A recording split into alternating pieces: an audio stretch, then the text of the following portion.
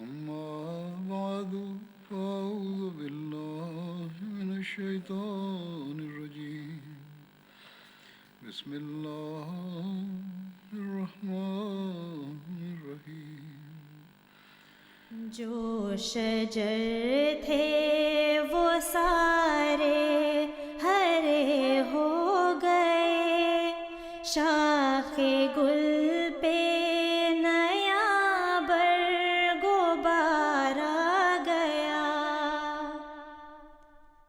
काफिले दूर देशों से आने लगे, हर कोई वक्त दीदार यार आ गया।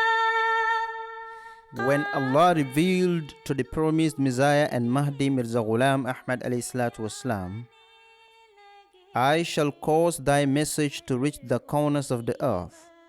It was hard for anyone to believe that Ahmadiyyat will make its way out of Qadian, a remote and unknown village in India, and reach as far as Africa and the smallest mainland country in the continent, the Gambia.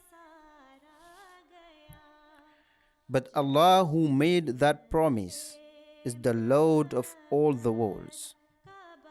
Hence He knew how that message was to reach the remotest places on earth.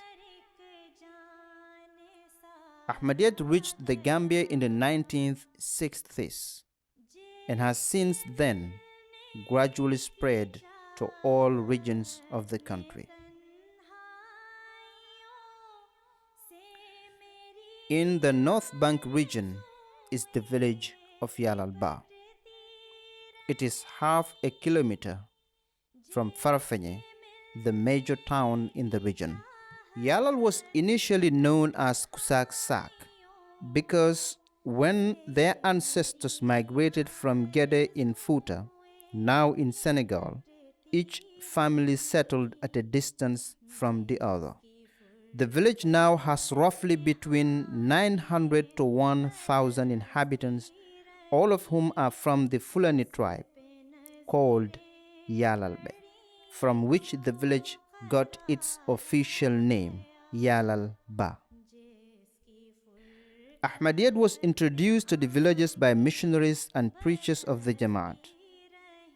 The first person to embrace it was Ustaz Yallal Bah. Ustaz Yallal later dedicated his life for the cause of spreading further the message of the Imam of the age.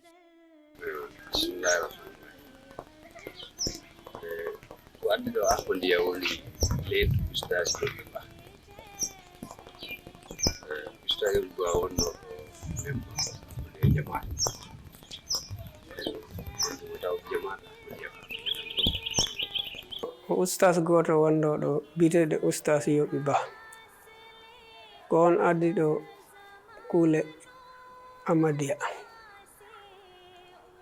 O woni ɗo non duuɓi 10 hay goto notaki ɗum. Those 10 years he spent in Yallal Bah preaching unsuccessfully to the people were difficult years for him and his family.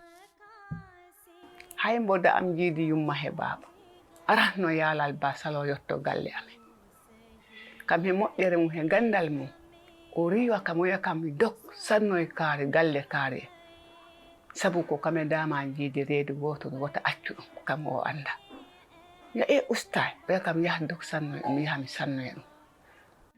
The Jamaat administration was at the time considering permanently transferring him to another place because he and his family were the only Ahmadis in Yallal Bah. But then Ustaz Yobi had another plan. His next target was to teach and train the youth. E duuɓi 11 he taw o ɓooyi kam reggin armi jangin ma no ɗum wiyam no arari mi wasa ara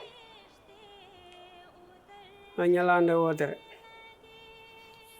min kawriti Farafenni ɓori poste office tamino yewe no keddam no nangi kalis o ni e junga o wi kam okot nangoɗani mbalmin wi ɗum kalis o ƴifti hen gennewal o naati ɗon e bitik naaro suudi ɗon buku exercise book o wi kam bimbi garami janngin o naɓi buku suudu अश्क उम्दे के अबरे बहार आ गया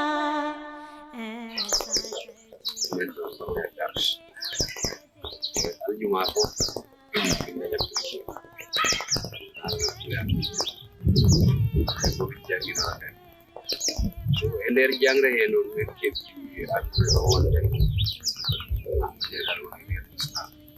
minen kawrano ɗon minen janga simin jangi ha julgol foti o ardina goto on julnamin ñan bimbiti hen kadi simin jangi ha julgol foti o ardina goɗɗo koni momin haalana ko woni amadiya eno in ardi waktu hembo in ari yo ha dal in weli min dal minen fof antin min ƴeɓɗi bayat. The classes proved very effective, and Sambujang Bah was the first among Ustaz Yobi's students to sign the bayat. He first began experiencing unusual dreams. In one of these dreams, he was shown the sun and the moon appear at noon. This and other dreams were his guiding light. on tuma taw mino hoora mino waɗa tahajud mino toro Allah so ha jiimi koyɗum e holy prophet Muhammad sallallahu alaihi wasallam e damal jakka Ahmadiya en Farafeñe mo waajo mino wirto darimi taw mi ɗon yimɓe mbimɓe o ko homo ɓe mbi o de ko nelaɗo Muhammad sallallahu alaihi wasallam waajotoɗo. Usman Bah encountered some challenges from his father, who was the Imam of the village. He was already betrothed before he accepted the Imam of the age. A word was sent to his in-laws that he is now an Ahmadi Muslim, and that nearly nullified his marriage. Usman finally got married in 1988. In 1990, he was blessed with his first child. The child's birth and death were both a test to Usman's faith. Ne jibina mbaynormi balɗe jeeɗiɗi bayamen mbaynormi balɗe jeetati yanango ha ngo arta taw usta ñantiti mbaɗa hande o natti reng mbimi ɗum wari min dariɗo usta wi fure fo fure amen nen Amadiya minen jiɗi noon totte fure amen min mbaɗa ɗum no min mbaɗata ni fure amen. Sambujang Bah's father, Mamadou Bah, began persecuting him during Ramadan in 1984. He first called them to a family meeting in his mother's house, Mala Wurde, and asked Sambujang to leave Ahmadiyat. wi kam joni ko ɗiɗi tan gonaɗo moppa Ahmadiya walla a woppani Ahmadiya puntaɗa mbinum newna yomi fundu. In Ramadan, he was denied food by his father. He will not take pre-dawn meal until and unless someone secretly offer it to him.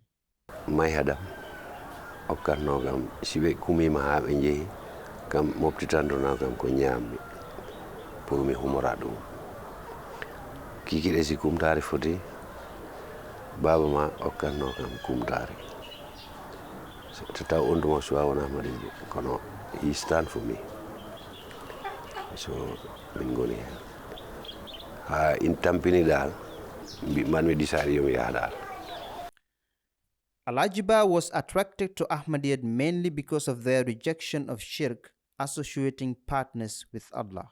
Like Sambujang and Usman, Alhaji too had a tough time at home. Kono hay juuloygol juma kam on lappiri kam min nder Farafeñe sa min kawri o wi kam hoɗo janoɗa mbimi ɗum mi juuloyno jumare ko lappi kam ha kebi mi yanbo. His father expelled him from the home. As a young, inexperienced boy, seldom traveled out of his village, he left and headed to the city. He reached Serekunda late afternoon, lost and frustrated. He knew no one there to go to. Njo woni ko njol mi jami Serekunda jottimi Serekunda de kiki njol jimi moto Banjul titi rek njol mi jami on tuma kam taw mi anda do jahan. He spent 4 days in Banjul before his elder brother brought him home and pleaded with his father to allow him to stay in the compound. But even then, things were not better until he was almost defeated and nearly quit Ahmadiyyat. Ustaz Ablaye Njie visited Yallal Bah and met him. Imam wi dum ode ko memba kono ko kebiɗo murtu ɗon Ablaye Njie artiri kam nodditi kam wi kam arat ɗo arto jamato ɗon noon hanti ngar puɗɗimi artude rek hanti ñiɓmi hen kadi. Samba Bah is the current Jamaat president of Yallal Bah. Before his acceptance of the Imam of the age, he used to visit Ustaz Yobi Bah, who always invited him to join Ahmadiyyat. But Samba was not a man who was easily convinced. It wasn't until divine intervention came through unique dreams that his heart was softened and he became convinced that Ahmadiyyat is indeed the true Islam. Mina ari he jakka goto on jakka nde garmi natirmi ko ga ngal ga damal sengo ñamo ngal de nanmi toon tawmi toon yimɓe heeduɓe ɓe yeeso ko yimɓe woɗeɓe ni juldumi he mumen ɗon ha julde nde huuɓi on tuma puntumi jahami e nder koyɗole jooɗoyi ha wonoyi balɗe jimi Ustaz yoɓita komi jahowo ɗo mum no beteno wona seeɗa waktu fo mbo kam wiya ƴettu bayata kadi jahmi mbimi Ustaz min dal mi hoyɗi koyɗol o wi kam an komi biɗoma ya arnotoɗa Ahmadiyya an waktu fof kono ayi a arani. Samba and others like him did not suffer persecution because prior to their acceptance of Ahmadiyyat, they were already heads of their families or were born and brought up in a family where the head believed in freedom of religion. أشهد أن لا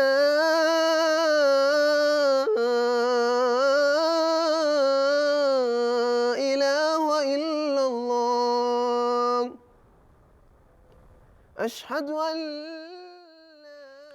In Yallal Bah, the opponents used to mock at the new converts and calling the Jamaat a religion of children. Majority of those who accepted Ahmadiyyat through the efforts of Ustaz Yobi Bah were youngsters between the ages of 15 to 30. Those children have today become elders and breadwinners of their families.